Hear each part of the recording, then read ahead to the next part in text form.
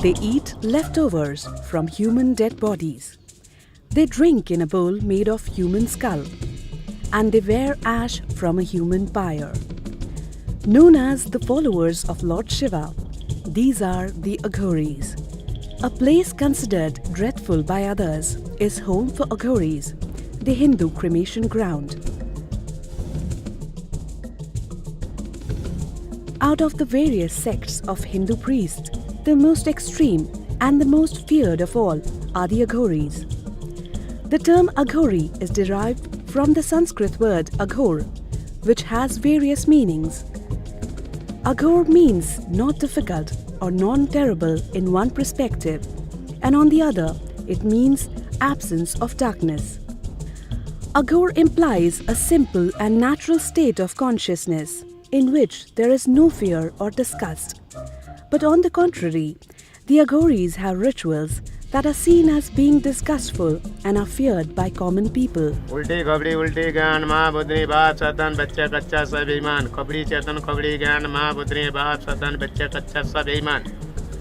As per the Aghori sect, the true meaning of the term Aghori is one who is fearless and who does not discriminate. Followers of Lord Shiva, the most powerful of all Hindu gods and considered the destroyer, these Aghoris follow occult practices dating back to the 5th century AD.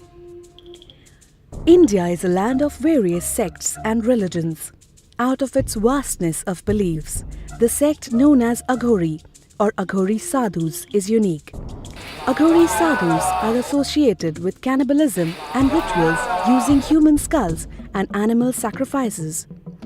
The practice of cannibalism and animal or human sacrifices are mostly related to tantric rites of the Sakta worshippers of Devi, the mother goddess in any of her various forms, be it Kali, Durga or Chamunda.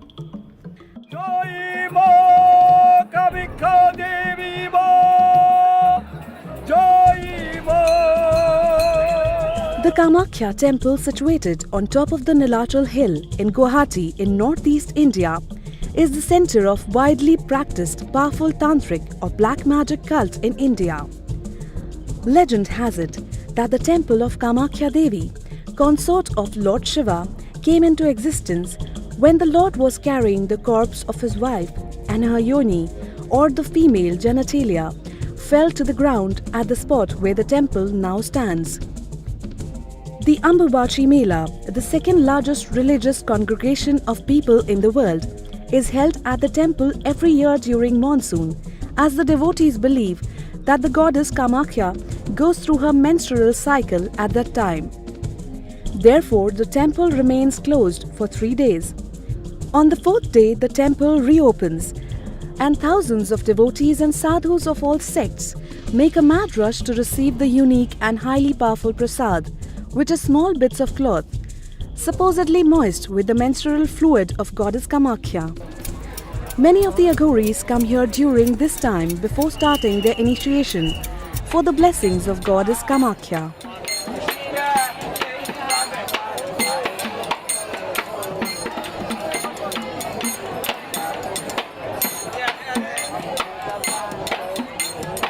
शरीर तो मेरा नहीं है, माता का। ये जो है माँ का जोनी पीठ है। यहाँ माँ को कुछ देने आता, माँ को नहीं देने तो माँ कुछ नहीं देता। हम लोग माँ को शांति देने आता, माँ हम लोग को मंगल का दुआ मांगता है, और वही हम लोग बांटते रहते हैं।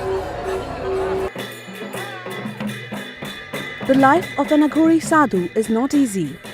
To become like them, one has to meditate for about 12 years and complete certain rituals under the guidance of an Aghori guru in order to enhance one's spiritual strength. Aghoris use wood from pyres, clothes from dead bodies, ash of burnt bodies, and the like in their rituals. There are certain rules one must follow to become an Aghori. Firstly, an Aghori must find a teacher and do what the teacher tells him to do. An Aghori must find a human skull, known as the Kapala, and use only this as his food bowl before initiation. An Aghori must apply the ash of a pyre to his body during meditation. The final part of the ritual requires eating of rotten human flesh and also meditating while sitting on a dead corpse, symbolizing the rise from Shava to Shiva. Aghoris follow the simple rule that the universe resides in them and they try to attain enlightenment by self-realization. Many of the Aghoris roam around naked, representing the true human form and their detachment from this world of mortals who, according to them, live in a world of illusion or Maya. Through this, they transcend human feelings of love, hatred, jealousy and pride. There are many Aghoris walking the streets of northern India with their own kapala or human skull cap.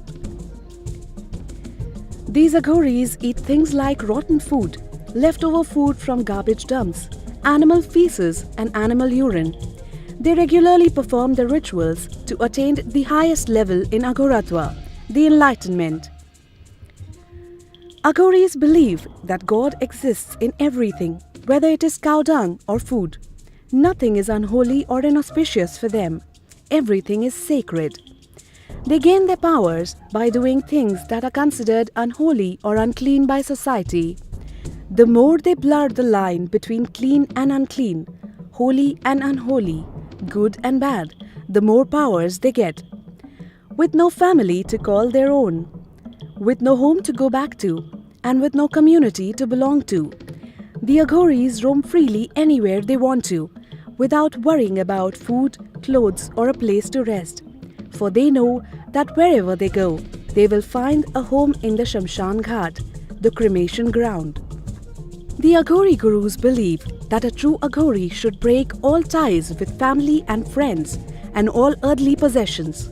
He should live his entire life at the cremation ground and eat and drink only through the Kapala.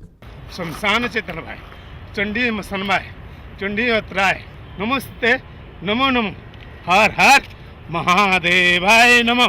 Hence, when the Aghoris take any disciple, they forbid him to ever meet his family or friends or even visit his hometown.